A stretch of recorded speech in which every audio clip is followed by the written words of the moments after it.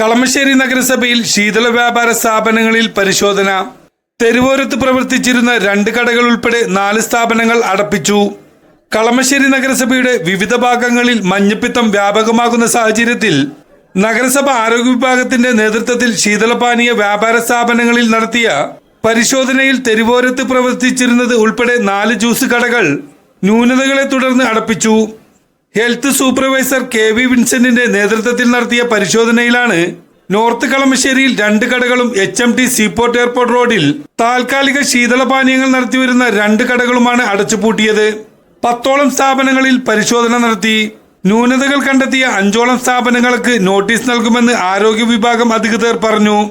നഗരസഭ പരിധിയിൽ കഴിഞ്ഞ 2 മാസത്തിനിടെ 26 പേർക്കാണ് മഞ്ഞപ്പിത്തം പിടികൂടിയത്. 11ഓളം പേർ ഇപ്പോഴും മഞ്ഞപ്പിത്തം ബാധിച്ച് ചികിത്സയിലാണ്. ഈ സാഹചര്യത്തിലാണ് നഗരസഭ ആരോഗ്യ വിഭാഗം ശീതളപാനീയങ്ങൾ വിൽപ്പന നടത്തുന്ന കടകളിൽ പരിശോധന നടത്തിയത്. വരും ദിവസങ്ങളിലും ശക്തമായ പരിശോധന ഉണ്ടാകുമെന്ന് നഗരസഭ ആരോഗ്യ വിഭാഗം ഉദ്യോഗസ്ഥർ അറിയിച്ചു. അടച്ചുപൂട്ടിയ ഒരു കടകൾ കഴിഞ്ഞ 3 മാസം മുമ്പ് നോട്ടീസ് നൽകിയിരുന്നതാണ്. അഴുകിയ പഴങ്ങളും ഫീസർ ശുചിത്വമില്ലാത്തതുമാണ് പരിശോധനയിൽ കണ്ടെത്തിയിരുന്നത്. ന്യൂസ് 95 കളമശ്ശേരി.